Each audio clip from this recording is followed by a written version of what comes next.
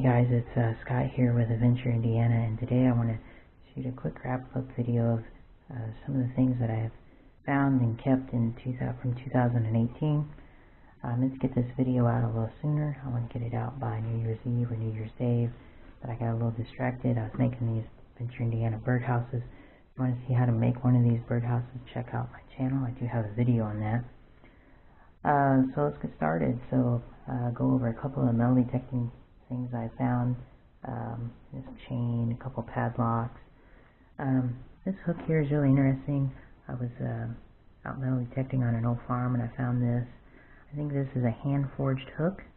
I'm not for sure on that, but I was told that this hook was used to hook up horses to a plow.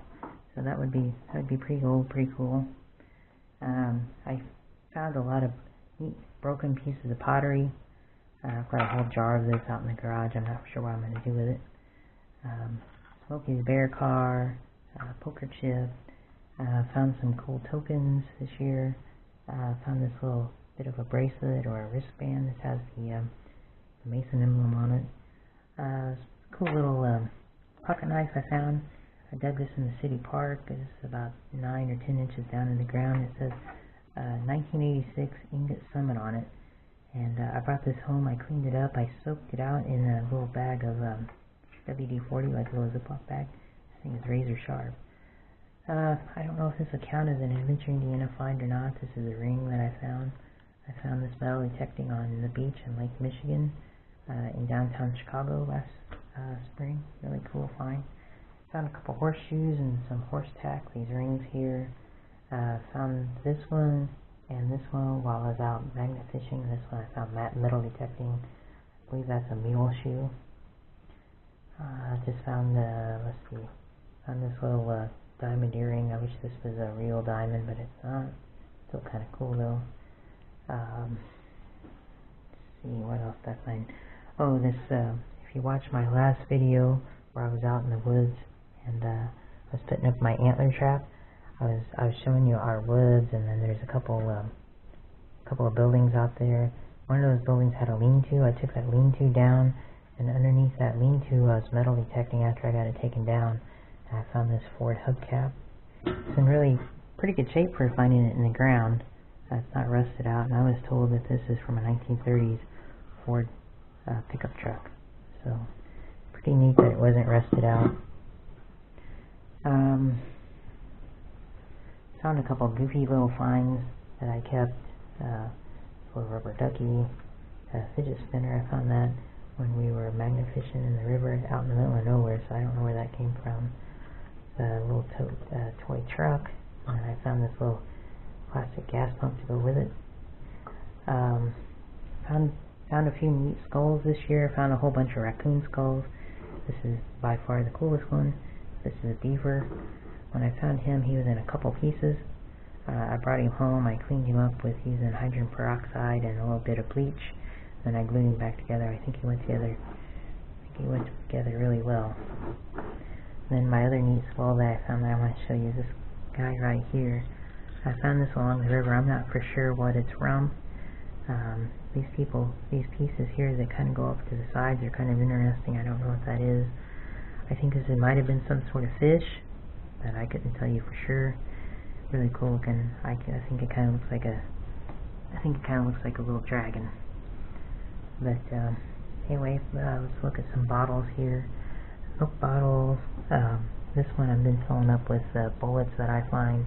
These are all modern bullets from shotguns and pistol bullets, rifle bullets, casings. There's a couple fired bullets in there that I found. These little jars, I found tons and tons and tons of these little white jars, like different cold creams and things like that, all different sizes. Got a whole bunch of those out in the garage on my shelf. This one's neat because it came with the lid. It says Luster Cream Shampoo on it. So I thought this was really kind of a neat one. Let's see, I've got a Mocha Magnesia bottle. This is marked Made in the USA on the bottom. Pretty cool, nice cobalt blue. And then this little cobalt blue here, Bromo Seltzer, Baltimore, Maryland. And then we've got another cobalt blue here. This is embossed. It says Squib on it. My wife's got me a little strand of these lights here. It has a little on-off switch. This is supposed to look like a, I guess, a cork that's made out of plastic. It's a little switch here. You can turn it on and off. The batteries are about dead on this, but when the batteries are new, these things are super bright, and the lights do last quite a long time in that. This Royal Crown bottle here, I found this. This is one of the last bottles I dug of the year. The label on it is just all but gone, but I really like the colors on it. They're really faded. I really like the way this looks. This is kind of like the palette wood of bottles. I really like the look of it. This is a full bottle. This is a Listerine bottle. It says Lambert Pharmaceutical. This is an Owens Corning made bottle. It still has the original lid on it. This was actually from 1938. Pretty cool. And we got this Kreml bottle here. It's embossed Kreml, K-R-E-M-L. I like this bottle because it's square. I didn't really have any square bottles. This is from the 1940s. It's a hair tonic bottle. And then we have this kind of Art Deco bottle here. This was from the 1940s. This is a Duraglass made bottle. It says Sheely and Sons on the bottom. It says Fort Wayne, Indiana on it. Some sort of soda bottle. I'm not for sure on that one.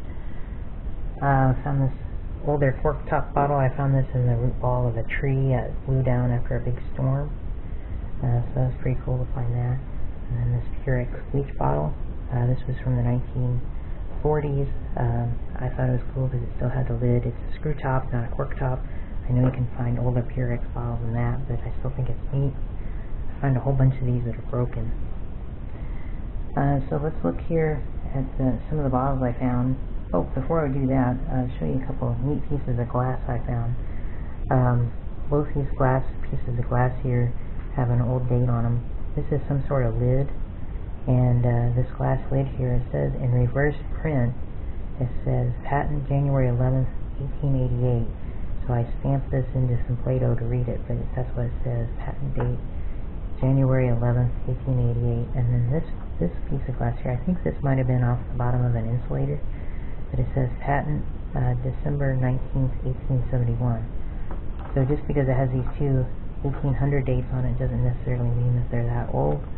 But, you know, still a really old piece, and I thought it was pretty cool. Here's some of the clad that I found this year. I had been taking my clad, putting it into a rock tumbler, tumbling it with some soap and water to clean it, and then I was just spinning it. What I decided to do is start keeping it, and I've been keeping this in a jar. And what I've decided to do with all this is clad. There's no silver in here at all. There are a few wheat pennies, but no silver. And what I'm going to do with this is I'm going to take all this clad, I'm going to save it up, I'm going to divide it out into jars. And when I get too old to go out metal detecting and treasure hunting and stuff like that, I'm going to take these jars, I'm going to put a little note in it, write a little bit about myself, where some of this stuff was found. I'm going to bury it. And what I hope is that sometime someone will find my jars of coins, you know, like 100 years from now, 150 years from now. And to me, that's worth more. That's worth more doing that for somebody than what the value of this money would be. And that's pretty cool. I know if I found a jar of coins that's 100 years old or 150 years old, I would just tell everybody. That'd just make my day, right? So that'd be cool to do for somebody in the future, to let somebody find that. But let's talk about some bottles here that I found. From this line of bottles here are probably my oldest bottles that I have found, and what I base that on is, well, not this one. These bottles here are probably my oldest ones, and what I base that on is the seam of the bottle and how the bottle was made. If you look here on this bottle, the seam, I don't know if you can tell it on the camera, but the seam goes all the way from the bottom all the way up to the top of the bottle. And so this tells me that this bottle had to have been made in after 1900 or later. On these older bottles that I have here, the seam stops about halfway up the neck, so it stops right in here. And so those was generally made 1900 and before. Now you can't always go by that seam to decide on the age of a bottle. And a good example of that is this one right here. This is a really cool bottle, Terre Haute, Indiana, Terre Haute Brewing Company. The seam on this one stops right about here, but this bottle was made by the Root Glass Company. It's marked Root on the bottom, and I know that Root Glass, they started making bottles in 1901. They made bottles until 1932.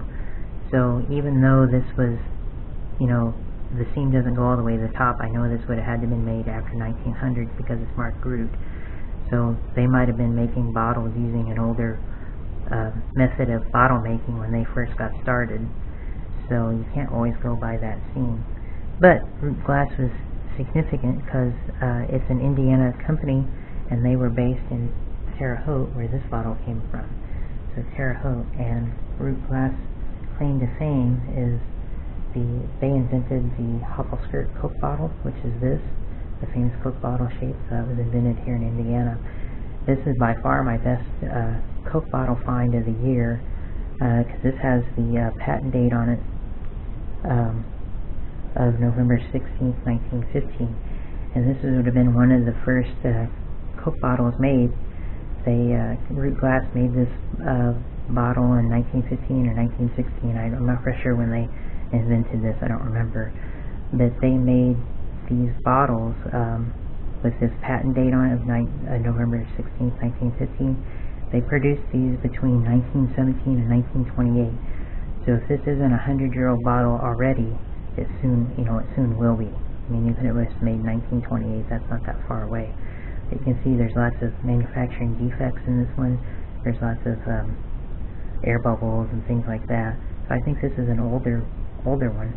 And this is cool for other reasons. It's marked Lafayette, Indiana on the bottom, and then on the heel of the bottle right here, you can see this is marked Root Glass. So this was made by the Root Glass Company. So that's really interesting bottle to find. My two favorite bottles, though, to find this year, and they're just kind of a variation of each other, is this one right here. And if you look here on both these bottles, you see the name Knoll is on both bottles, and so that's interesting to me. So I think this bottle right here, because of the seam of the bottle, the seam on this one stops right about in here, and on this one it goes all the way to the top. So I think this bottle would have came out first, and I think what happened was the Knoll guy probably bought out his partner Schneider, and then he started making stuff with his own name on it. This would have been a later bottle. This would have came out after 1900. So pretty cool. If you're wondering about the white lettering, I painted over those letters with some white acrylic paint. These are War Bottling Works bottles. So these are from Lafayette. This is the brewery. They made beer up until the time of Prohibition in 1922. And these are some older bottles here. I think, or at least I think they're older. A lot of air bubbles in them. The bottoms of the bottles are not uniform. On one side they're really thick, then on the other side they're really thin. But after Prohibition kicked in, they started bottling fruit juice and soda and things like that, non-alcoholic stuff, near beer. They made that for a long time. This is an example of a War Bottling Works bottle that was a little bit later. Again, this bottle would have came out after 1900. Pretty cool. Monticello Bottling Works and Henry Kagan. This was another company. They didn't make it after 1922. Prohibition killed them off, I believe. But anyway, so just some cool finds I wanted to show you today. Can't wait to get out looking in 2019, finding good finds. I appreciate you watching my videos.